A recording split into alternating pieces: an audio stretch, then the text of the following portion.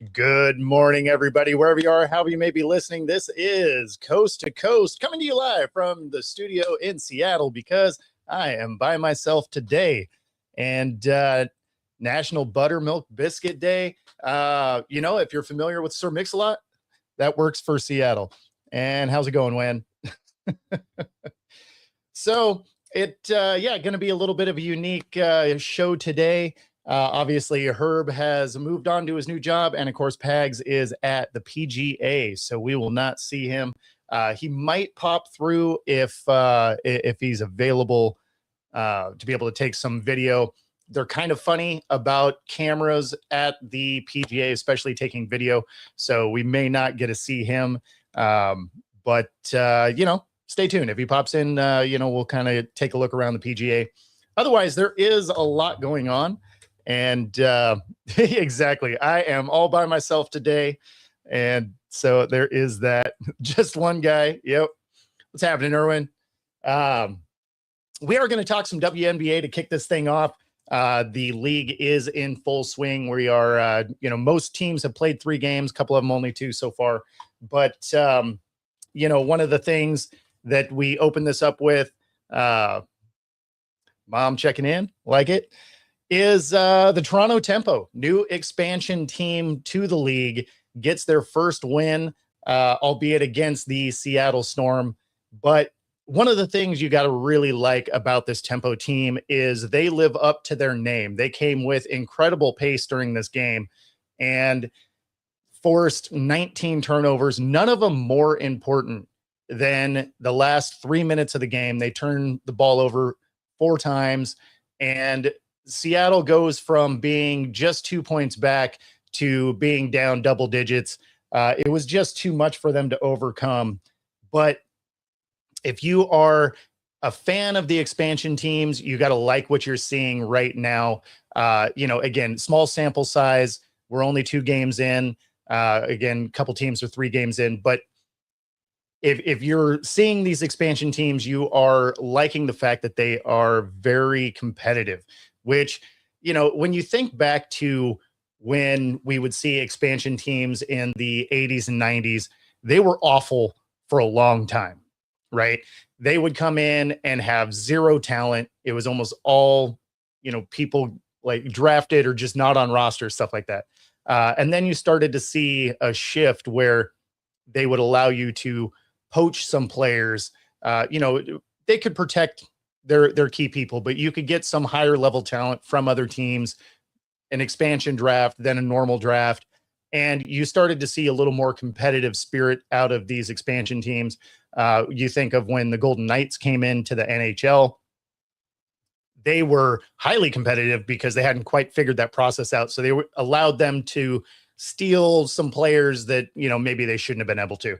That being said, they do kind of have this worked out now in a way that these expansion teams come in. They're not terrible. They're also not just getting everybody's best talent. So they've kind of really dialed it in to where they can come in, they can be competitive. Golden State last year, prime example, first year for them. And they ended up being a playoff team. Now, they didn't go very far, but at least they were in the conversation as opposed to you enter the league and then you're just terrible. Gabe, yes, you're not wrong. So that being said, if you were, again, looking at this, you had Marina Mabrey going off for 26, 4, and 3. So had a great game against, a Storm team that also is a very fast team. They're young. I mean, they're put up almost like they're almost an expansion team too. I mean, you have a new coach, mostly a new roster. So they are very young. They try very hard. The problem is in that effort, you end up with a lot of fouls. You end up with a lot of turnovers. One of the questions that I asked Coach Ramon before the game was, in the first 2 games, Seattle came out real fast. First quarter, leading both games going into it. And then the second quarter would come, there'd be a ton of fouls. They'd fall behind. I asked her, what it is she thought might need to happen there. And basically she just said it's too small of a sample size to try and, overreact and correct any of those issues. So, which I agree. I mean, you're only a couple of games in, you can't make huge changes. You don't even really have your roster set yet. So, those types of things, make a lot of sense. And then Brittany Sykes, a former Storm player, is also on the tempo. And she had 18, 8, and 6 days. So, I mean, solid effort out of her as well. Really was a problem that didn't show up necessarily on the stat sheet, but her defense stood out as well. So, bummer for Seattle. They start 1-2. They have one more game on the road, and then they come home. So we should see, I think their home game is against Caitlin Clarke and the Fire. So, or not the Fire, but the Fever. But so we'll get to see them next Wednesday. They are on the road for one more game. Yeah, exactly, Jamie. Running solo today. Hey, it's a radio show. You can't miss days. So anyway, so they got one more road game, and then they come back here to Seattle. The other one, you got the Aces that started the season with an absolute clunker. Just really looked terrible. This is a team that is really viewed as a front runner to win it all again this year. Obviously, you have the reigning MVP and Asia Wilson, and they were last year's champion. So when you saw them opening night and there was just no fire to them at all, you were a little bit surprised. They have put that game behind them. They have beat their last two opponents by 27 and 29, respectively. So they are coming out and absolutely dominating. Asia Wilson puts up a double-double last night, and more Fever. I'm with you. Oh, you watch from work? Nice.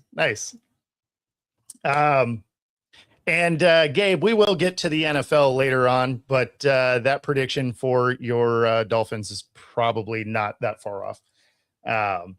Anyway, Asia Wilson puts up a double-double, and then Kennedy Carter, that's probably the one that you really want to be looking at here, goes off for 27 points, 8 rebounds, 4 assists. So they are looking every bit the championship caliber team that we saw last year. And outside of that first game that, it's the first game, so you can't put too much on it.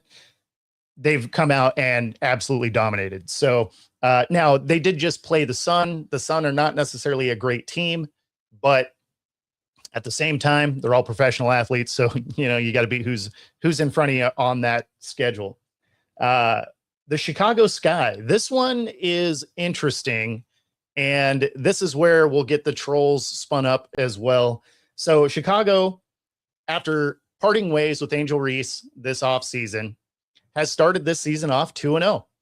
And some of that is because they went and got people that are shooters. They went and got the personnel that they needed. The fact that they had Cardoza and Angel Reese and they were trying to make Reese a shooter didn't make a lot of sense. Cardoza and Reese really kind of occupy the same space. So this is where what they did last year didn't make a lot of sense. What they're doing now does. So they go out and they get a Skylar Diggins and a Ricky Jackson. Excuse me. So you have players that can generate offense, and you didn't need Cardoza and Reese. So letting Reese go, at first you were really kind of wondering what the plan was in Chicago. And then they go and get Skylar Diggins, who can create her own shot, can help facilitate the floor. And then Carter also, or Jackson rather, also can produce a lot of offense. So this Chicago Sky team should be leaps and bounds better than what we saw last year. Now, again, small sample size. It's only 2 games for them, but 2-0. And so the moves that they made, although looked curious when they were first starting to happen, once they added the veteran presence in, Chicago looks like they can be a solid team. I don't think they're going to be world beaters. Could they sneak into the playoffs? Yeah, I think they did just enough to do that.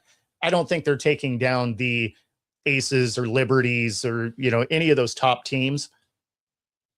But to win it all, you have to get in the dance. And so, I do think that they did just enough to be able to do something like that. Now, Chicago did beat the Golden State Valkyries, and the Valkyries were a playoff team last year. They go out and they get Gabby Williams, which was an all-star defender here in Seattle and also a good shooter. So she can really kind of do all of those things. Veronica Burton were also, somebody that can create her own shot.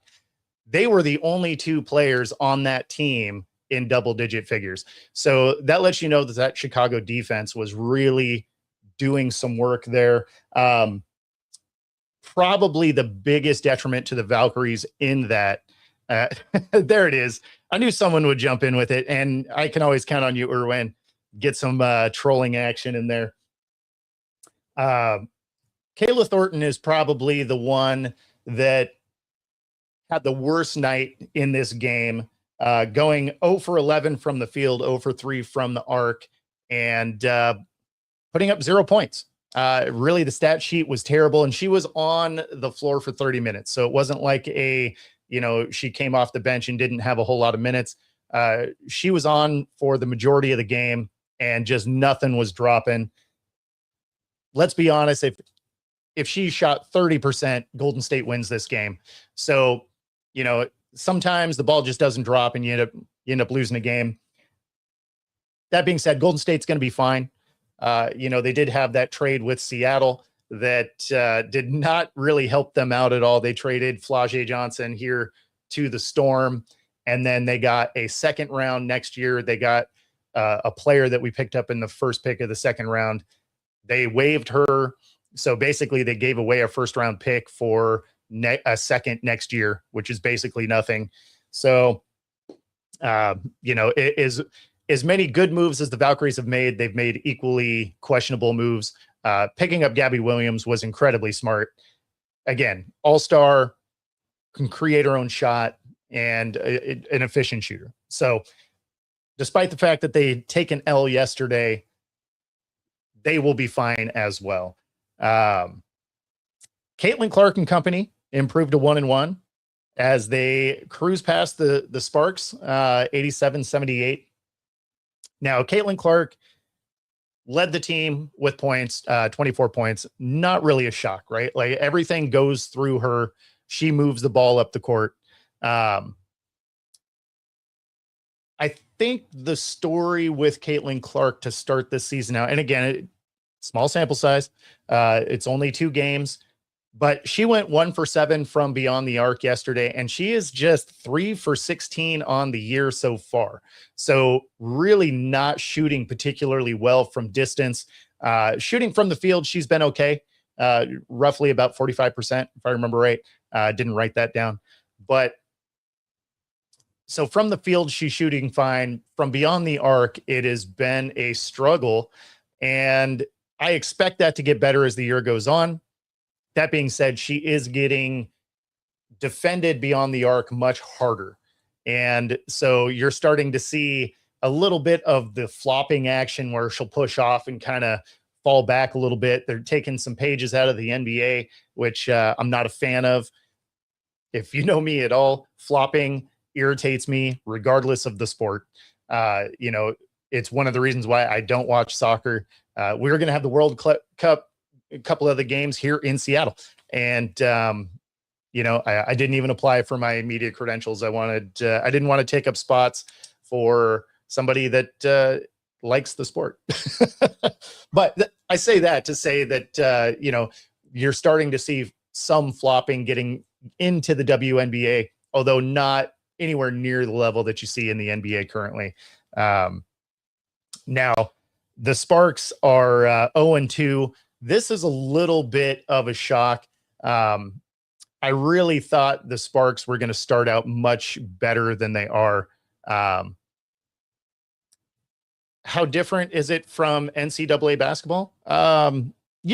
Think about it this way. Any professional league, whether it's WNBA, NBA, NFL, doesn't matter, right? If you're going to the college level, you're going to have one or two pro level athletes on a team, right? When you get to a professional league, your worst person was one of the best people on their team. So I always put it this way for, the NFL, right? Is when you're looking at your national championship teams, you have 4 or 5 NFL caliber guys on that team generally, right? Then you go to the NFL and you're looking at the worst team. Your 53rd man on the roster was an All-American somewhere, right? So there is a significant jump in talent when you go to across the board. So, and yeah, flopping is. The actual ball, do you mean as far as like rules? Like, what do you mean? Like, you could say that high school versus the NBA is similar ball. They use very similar rules. But when you're talking about caliber for the athletes, every level matters, right? When it comes to football, I played pro arena football. That's not the NFL. We got a lot of talented dudes. They're more talented than a lot of college teams and, semi-pro and high school and all of that. But it's not the NFL, right? So the actual physical ball, it's a women's size ball. I don't know. Soccer definitely has the biggest floppers, and of course you get to see it up close and personal since you're part of the world that loves soccer. That being said, the Sparks, why I'm surprised they're 0-2 is they assembled a roster, and this is why I think they're going to be fine. They assembled a roster that should not be losing games. So they have Kelsey Plum. They have former league MVP, NECA, Cameron Brink, former Storm, Erica Wheeler, Hamby's on that team. Like the roster is stacked. They have just not quite figured out how to put it all together yet. Anytime you see NECA with, 10 or fewer points isn't great, right? It means the ball isn't necessarily moving around. I expect them to get that corrected, but when you're looking at that roster, there's no reason for them to have started 0-2. Certainly when you're losing games by double digits. So that's something that will be interesting to watch. I expect them to be fine, but again, ultimately they shouldn't be as bad as they are. They should also be a team that's going to be in the conversation for the playoffs. Again, that roster is too good to be playing the way they are. Not that they're necessarily bad, right? They put up almost 80 points. Not that that's horrible, but with the talent on the roster, they should be playing better than they are. So tonight you have the Liberty taking on the Portland Fire, and the Liberty want to get rid of the taste in their mouth from Tuesday night where they lost to the Fire right there at the end, lost by 2. You're going to see more of these style games from the WNBA this year, and it's solely just logistical stuff, trying to limit some of the travel. So the Liberty played the Fire on Tuesday. They play them again tonight, and then they get out of the Pacific Northwest. When you're looking at Seattle's schedule, they do this a handful of times throughout the year. You play a lot of these times multiple times, usually like 3 or 4 times during the season. So they're trying to do some of these where you're doing them back to back to eliminate some of the travel, which is smart. But it also means that if you lose that first game, you immediately get to turn right around and try and correct whatever it is you saw. So the Liberty, again, is another team that is in the conversation for being in the championship. They're only a couple of years removed from that deep run. So I expect them to dispatch the Portland Fire tonight. I'd be surprised if they do end up losing that game. All right. Moving into the NBA. We didn't get to talk about the Spurs game yesterday. It was kind of a weird show. So want to get into this a little bit. The Spurs absolutely destroy the Timberwolves, and that's not a surprise, right? Like, I think just about everybody expected the Spurs to get through this series without any issue. And if they play anything like they did last night, this thing's going to end up being over pretty soon. That being said, Wemby goes off for 27, 17, and 5. Really his best night since he got his concussion. The problem is because he had such a big night, it's fueling the debate of should he have even been in this game, right? Because the game before, he throws the elbow, he gets the flagrant 2, which, is intent. You get bounced from the game. And if you are the Draymonds, the Bookers, any of those guys, you're getting suspended for a game based on what we saw. Now, he doesn't. They win by 27 or 28, and that was his stat line. So that's where fans are a little bit up in arms. Obviously not Spurs fans, but Timberwolves fans are a little bit up in arms about the fact that he was allowed to play. They really thought he should have been suspended. If you didn't see the video, he literally winds up and then elbows, Timberwolves player in the throat. So there was grounds for it. If they wanted to suspend him, they absolutely could have. I don't know that the league would have wanted to do that. Does not. See, that's the thing is. That's why I say if it was a Draymond or a Devin Booker or those kind of guys, they're getting suspended for sure. Because Wemby doesn't have a track record of it, that's where the suspension doesn't come through. That being said, there's the argument that it could have been, right? Because the suspension doesn't necessarily mean just because you've done it before, you do it. As the suspension can get longer because you've done it before, but the rule should be the rule, right? So in theory, there was a really strong case for him to be suspended because if there is intent to injure, which, the placement of it sure made it look like there could have been. That's where the argument comes in that he, could have been suspended. Plus, the fact that they win, decidedly, that also fuels it, right? Because they're frustrated. They got blown out of that game. They don't think he should have been there. So, yeah, I didn't see that he didn't get a fine. That is surprising. Yeah, I didn't know that he didn't get fined for that. I just naturally assumed that he did. So yeah, him not getting a fine, that is actually very surprising. So weird. I mean, yeah, usually you get a fine for stuff like that. So I'll be curious if they end up issuing it late, because sometimes they do that, unless they came out and said specifically that they're not going to fine him for it. But that is surprising. The Cavs last night outlast the Pistons, and it's funny because the Cavs had that game in hand. Fourth quarter comes along and they shrink in the moment. James Harden starts missing free throws, and it allows them to get back in the game, forces an overtime.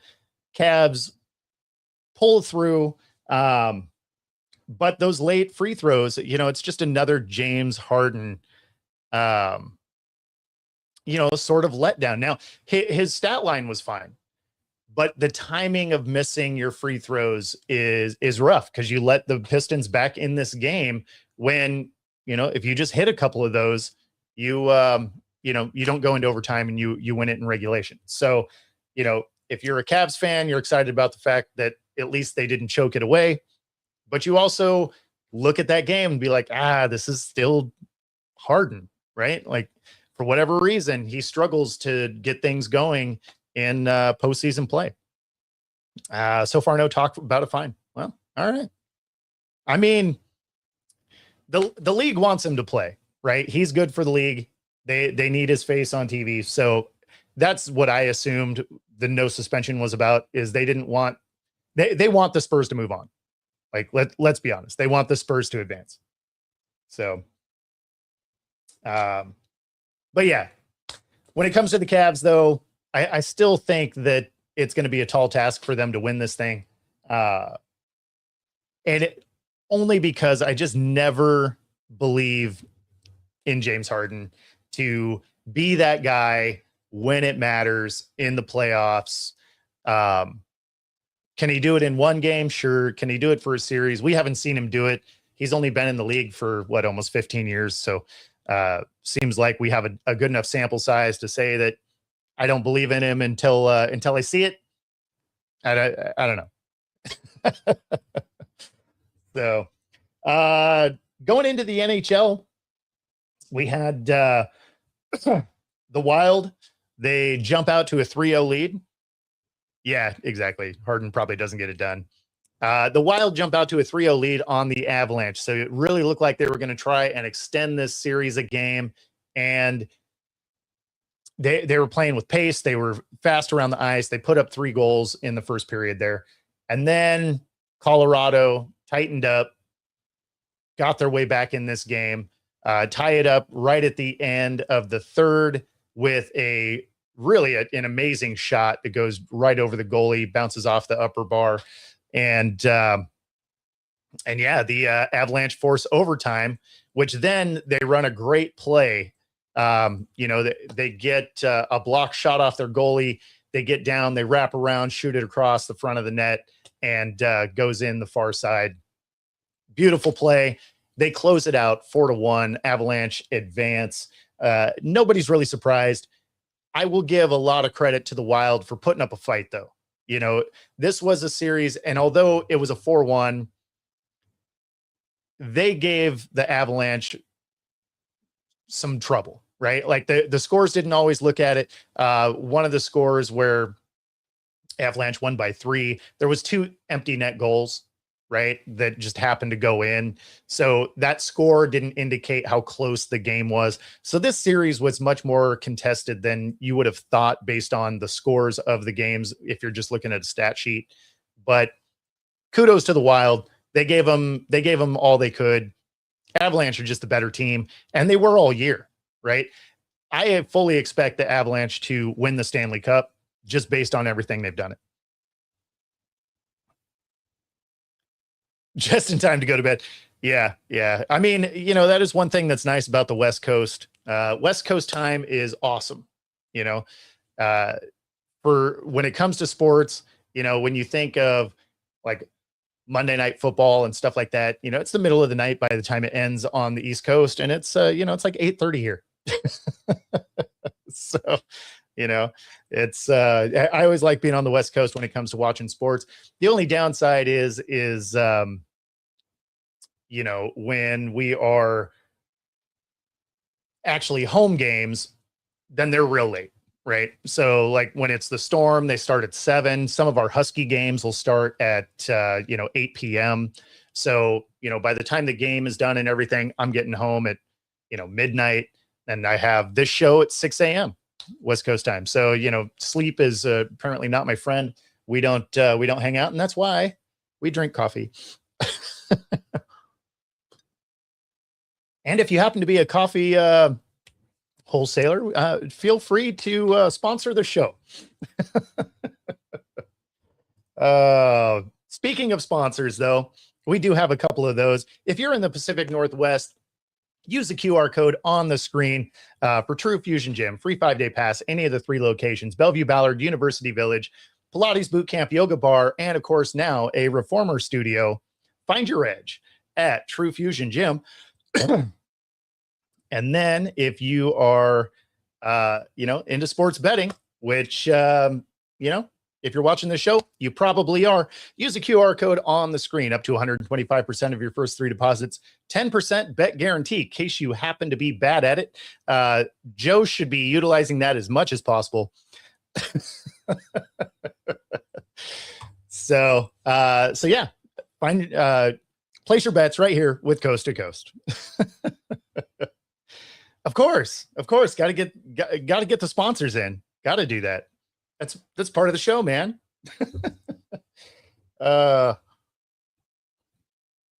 Exactly. Got to keep the lights on, and they're expensive to run because there's a lot of them.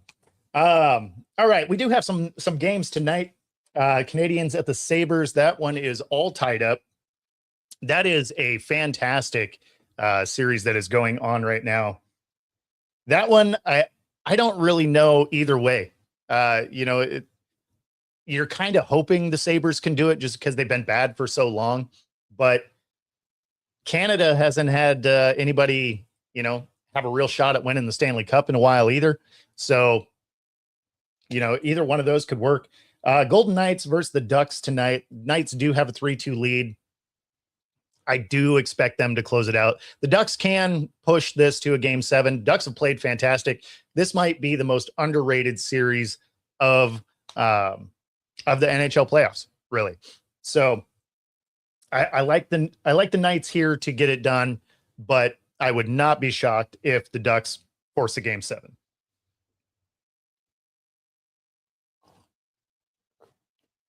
All right. So now let's go ahead and move into the NFL. We do have the international games, and it's funny because people are mad. Yeah. Oh, game 7s are amazing. You always want a game 7. I mean, think about when you were a kid, right? Like in your mind, you're standing there, throwing a ball up to hit it. And it's like bottom of the 9th, 2 outs, and game 7, World Series. Like the most pressure you could put in your mind is the scenario you always put up. Or basketball, you're like 3, 2, 1, and buzzer beater type of stuff. So yeah, game 7s are exactly that. I love a game 7. So the international games, people are a little bit mad about, and I don't know why. They always talk about, oh, we're missing a home game or any of those things. But since they added the 17th game, you're not even really doing that. Most of these teams are only going over for one game. I expect that to change over time. But realistically, as they continue to expand the international schedule, also as the schedule probably goes to 18 games, that's where you're going to see a lot of these back-to-back international games. So like prime example, the Jags generally have back-to-back. Now, some of that is because the owner of their owner also owns one of the stadiums in London. So it makes sense. The one that I don't really love is San Francisco has 2, but they're not close together. Now, their second one is in Mexico City, so that's not as big of a deal. If you're on the West Coast, flying to Mexico City is not that dissimilar to flying to the West Coast or the East Coast. So, it's roughly a, 5.5 hour flight. And, that's about the same as if you're flying to the East Coast. So that one's not really a big deal. Plus, they're central time. So it's not like you have a ridiculous time to, get used to jet lag, anything like that. That being said, they do have 2 international games. They start off the season with the Rams in Australia. That should be pretty cool. I do like the fact that they are, if you're going to make them travel that far, at least they're doing it week 1. And a lot of people aren't. A lot of people aren't fans of the international game. So here's the thing is domestically, they have really saturated their viewership, right? They've done about as much as you can domestically to promote the game, whether I mean, they had a huge growth in women viewership over the last 15 years. They really focused on that. They've really targeted kids by doing flag football camps and stuff like that. So I mean, they're still doing all those things domestically, but at the end of the day, you can only grow to a certain point because there's only 328 million people roughly in the US, right? You start moving into the international, all of a sudden it opens up so many more viewers. And so I don't mind the international game. Like it's great for the sport. Viewership goes up. People that are international get a chance to see it because a lot of them, don't necessarily have the ability to come to the US to catch a game. I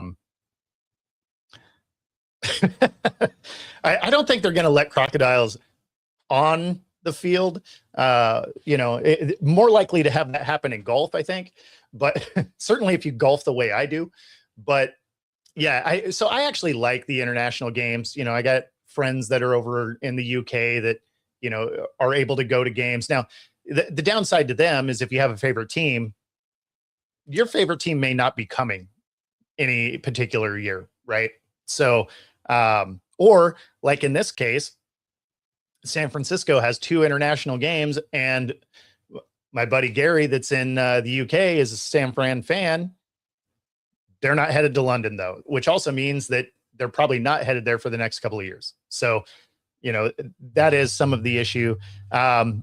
You get into, you also have a Brazil game this year, which is Cowboys and Ravens. That one is a little bit different, similar to Australia, right? The flight time is ridiculous. So getting to Australia, the flight time is crazy. It's somewhere in that, like, I want to say it was like 18 hours, something like that to get there. And then going to Brazil, it's roughly 10 and a half hours. So those are ones where the flight time can definitely have a negative effect. These are also early in the year, so that it doesn't back up to a bye week or anything like that. Now, when you're looking at the Australia game, it's kind of a mini bye because you're essentially playing on Thursday, and then they probably won't play again until that Sunday. So probably both of those would be Sunday afternoon games to give them about as much time as you get. But you go down to Brazil, it's the same time zone as East Coast, but it might actually be Nova Scotia time, but domestic time zones. But it is a long flight, and so that's where you end up with some of those issues flying back. You don't have to get used to a new time, but you are on an airplane for a really long time. The rest of these are pretty standard. Got 3 games in London, Colts, Washington, Eagles, Jags, Texans, Jags. Then you move to Paris. You got Steelers and Saints. Madrid, you got Bengals, Falcons, Munich, Patriots, and Lions. And then Mexico City is the Vikings and San Francisco. Now, when I was living down in Mexico, I really wanted to go to the Mexico City game. And then I wrote the date down wrong for when the tickets were because I was part of NFL League Pass. I was going to be able to get into buy tickets a day early, but I wrote the day wrong and they were sold out in like 5 minutes. And so sadly, I didn't get to go to that. It would have been Niners Cardinals, if I remember right, which would have been kind of cool to see division foes, even though, I wouldn't have been able to see Seattle. But, what do you do? What do you do? Sometimes you write stuff down wrong. Yeah. So I lived down in Mexico for a couple of years. So I always been here in Seattle, grew up here in Seattle. And so I had a HVAC company that, I closed down right around, after the first year of COVID. And my wife and I moved down to Mexico for a couple of years before coming back home. and started me on this journey here, where instead of mechanical trades, I talk about sports. So now I'm not going to lie, in the middle of the winter, when it's like 38 and raining, I sure miss being 2 blocks from the beach. But during the summer, summers in Seattle are absolutely beautiful. So really can't complain. If you ever visit Seattle, summertime is the time to come. If you come in the winter, every movie that makes a generalization about gray skies and rain is pretty accurate. Yeah. Like if you show up in November, it's going to be gray, raining, and windy. If you show up in, July and August, it's going to be 75 to 80 and sunny. So it is pretty awesome. That being said, I do like the fact that you're starting to see better games in these international games. So it used to be that it was just the worst games they could put out there. And now you're seeing really competitive, like you're opening the season in Australia with San Fran and the Rams. That's going to be a highly competitive game. Both are realistically playoff caliber teams. When you're looking at the Ravens and the Cowboys, both of those teams have the aspirations of being playoff teams. I think the Ravens are closer than the Cowboys, although the Cowboys did make a lot of nice moves on the defensive side of the ball, which I think will help that out. The Colts and Washington. The Colts might be a playoff team. Washington likely will not be. Eagles, Jags. Both of those will be playoff teams. Texans, Jags. Again, Texans will probably be as well. Steelers, Saints. I don't know that either one of those will be. You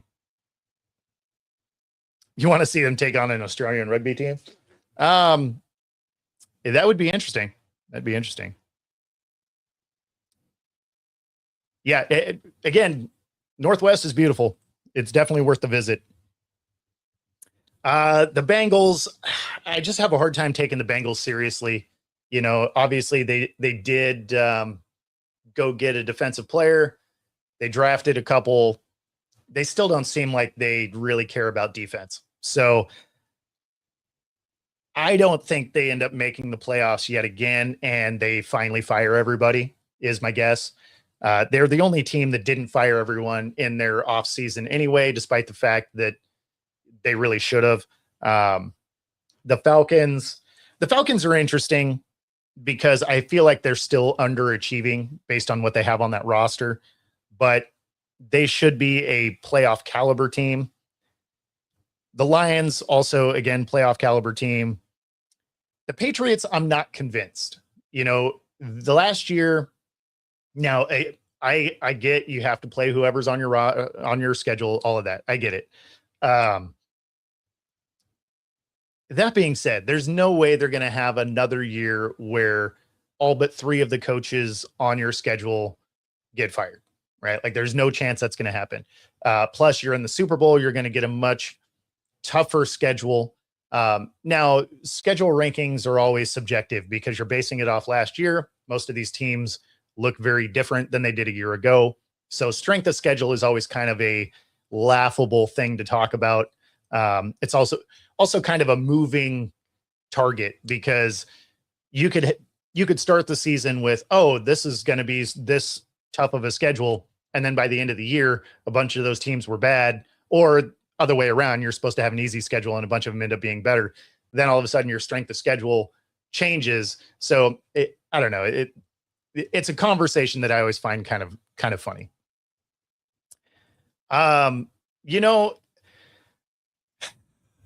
They should, when you're talking about offensive production, right? When you think of the numbers that team puts up, I agree. They should absolutely at least make the playoffs, right? Like they should at least be, a wild card team. The problem is they do so little on the defensive side. I mean, you watched them lose a game where they put up 40 plus points. like if you're not going to play defense, it's going to be very hard. I don't care how good your receivers and your quarterback are. If you can never get a stop, you have to be perfect. You can't throw an interception. You have to score every time you touch the ball because the other team's going to. So do I think they win the division? I mean, unless they really hit home runs on their draft picks, I don't think they win the division. Do I think they can be good enough to get in the playoffs? Yeah, I think the offense by itself can sneak them into the playoffs, although we've seen this offense miss the playoffs by having to do exactly that. I mean, when you think of, the year that Joe Burrow throws for what? He threw for like 4,500 yards, and Chase was a Triple Crown winner, and they missed the playoffs. So at some point you do have to actually play defense. Other teams do all have new coaches. You're not lying. That doesn't change the fact that you have a coach that hasn't been able to coach this team into the playoffs. So I don't know that that's any better. But I agree. They have enough firepower to get in. I don't know that they do. I definitely don't think they win the division. I still think that, other teams in the division are going to be better. Specifically Ravens, right? Like the Ravens probably win it. You probably have the Bengals as a wild card team. I don't believe in the Browns. The Steelers are likely going to enjoy their first losing season in 20 years. So yeah. Got Cleveland. You know what? You should bet on that because I bet the odds are awesome since they don't even know who they're going to have at quarterback. I bet the odds are, probably like for the division, it's probably like a plus 700. That sounds like a bet you would take, Joe. In fact, I think you should.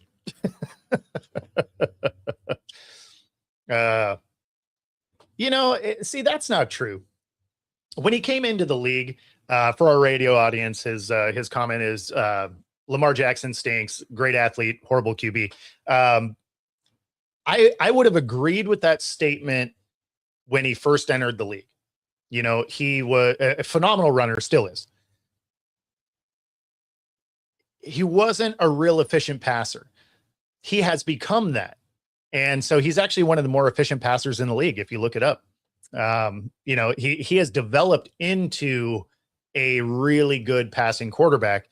And that's something that, you always hoped would happen with guys like Cam Newton, right? He relied so much on his athleticism that he never really, he never really got better on the efficient thrower end of it. It's one of the things that was always a bummer about Cam because, again, amazing athlete, but as soon as his athleticism started to fall off a little bit, his efficiency and his passer rating just didn't continue to grow. So it sounds like a bet you'd lose, probably.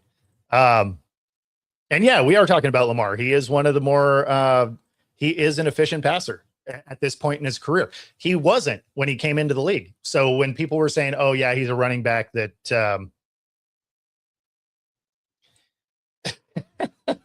I mean, I disagree with that. Lamar is a better thrower of the football than Cam was. Cam had size though, right? Like he could run over some people. It's also why he didn't get very many of the personal foul calls going his way. And similar to Big Ben, right? Big Ben didn't get a lot of those for roughing the passers. Those guys that are bigger, physical, they miss out on a lot of those. No, I mean, the numbers suggest that he is a much better passer than he was when he entered the league. I mean, I don't know, stats. He is a good passer. Yeah. I mean, at the end of the day, there's a reason he's won multiple MVPs. And some of it's on his legs. A lot of it's through the air too. See, he's a system QB. So this is one of these. This is a take I always laugh at. So just because he's not Mahomes or Josh Allen or whatever doesn't make you a bad quarterback. Like you can win. You can win a lot of games with a quote unquote game manager, and he is better than any of those guys.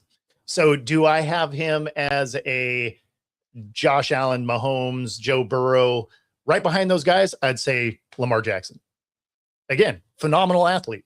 And, you know, even if you're saying he's a one read guy, if his one read isn't there, he has enough mobility to make something happen. So, yeah, see, but so that's exactly what you're just using old numbers. That's exactly my point. Is when he came into the league, I agree. He was not a deficient passer. He was their main running back.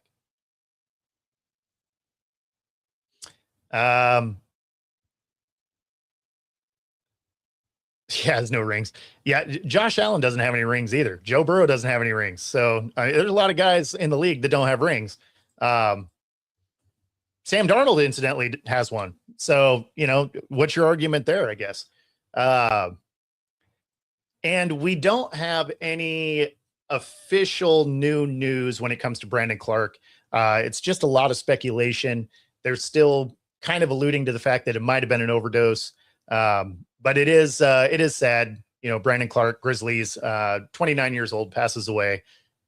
He was arrested roughly 3 weeks ago in Arkansas for about a half a pound of drugs.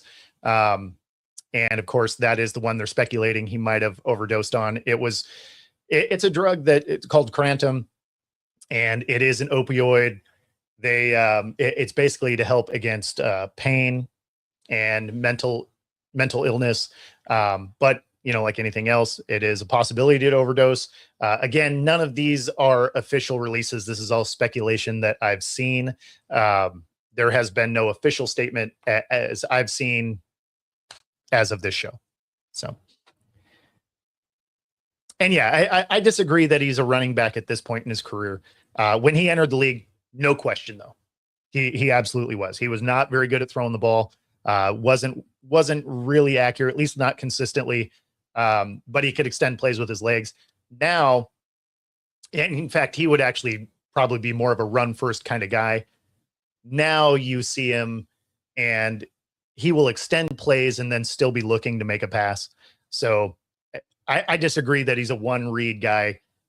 He used to be, but you're talking about a lot of things about that are, you know, 8 years old now. So yeah, when he's healthy, no question, very dangerous. Especially if you give him lanes to run in. If a play breaks down, I mean, he can absolutely create an issue for you. So when you're playing defense, you always have to have somebody that's spying him, because you have to respect the fact that he can run, and that does help the coverage on the back end as far as him finding gaps. So, I'm not even like a huge Lamar Jackson fan, but the athleticism is pretty amazing. Now, I would say the shortcomings in the playoffs for them really had very little to do with him over the last few years. I mean, when you think of the fact that they had the #1 rushing attack the last few years in a row, and then they just would forget to use their running back during the playoffs, was wild to me. Like there was a reason that when Harbaugh got fired, you're like, yeah, no, that makes sense. I mean, if you're going to get into the playoffs being the best running team in the league, and then you're just going to have 6 plays to a running back, or last year's where it was like 16 plays to a running back, not exactly the best coached moment, right? So for him to have moved on makes a lot of sense. I do like his fit in New York, though. I think he's going to have some success there. I think he's going to really be able to start to turn that franchise around, which, you know, if you are a Giants fan, you got to be happy about. So, I think the coaching shakeup this year probably helps the league quite a bit. And the fact that Zach Taylor for the Bengals didn't get fired made absolutely no sense to me at all. That guy should have definitely been let go. But the fact that there were 10 coaches that moved around might have been one of the reasons why they didn't, because you weren't going to get the best talent. So, if you wait a year, inevitably there's going to be a couple of coaches fired this year also. And so that'll probably be when they move on from Zach Taylor, unless they happen to, follow Irwin here and go win the thing. I have to imagine Zach Taylor and the GM are both fired. Philly is at the PGA. So there was a small chance he was going to be able to pop through, give us a view of the PGA a little bit, but they're really kind of funny about you recording. So realistically, we kind of figured that wasn't going to be the case. But yeah, so Pags is on location this morning, so we'll hear about his experience at the PGA tomorrow. So that'll be cool. But hey, you know what? The Giants are going to be an interesting team to watch. I do believe he is painted up. I do believe he is painted up for the PGA. He is not wearing a hat. No, he's going to be in, I believe he's in full paint. So, the Giants, excuse me, the Giants should be a really interesting team to watch this year. They got a lot of talent, new coach. Washington, their roster aged out really quick. The Cowboys are the Cowboys, right? So they're probably going to have a decent season and then forget how to play football when it comes to, January. So the Eagles probably win the division again. The Giants have the opportunity to be a wild card team. I'll be surprised, but well, he paints his face. He doesn't have body paint. No. He won't have body paint. It just face paint. Yeah. So we'll see. I mean, he is a professional fan, so to speak. So that is his job. We're both in the media world, so we just approach it from different angles. He is on the fan engagement side, and I am on the reporter side. So that is that's how this show works. Is we come at these things with two different sides. Yes, they absolutely did. That was actually part of him being there. Is he's going to get to do some interviews while he's there, painted up. Now, I don't think he's going to be there for. I think he's going to be there. I don't think he's going to be painted for the final day. I think that's the thing. So, no, I mean, I think what he does is awesome. I mean, it's not something I personally do. But no, he has carved a really awesome niche for himself. And now you see him in commercials for MLB and the NFL and all of that. So no, like it has served him. It has served him really well. He's really created his own niche, which is awesome. It's been awesome to watch.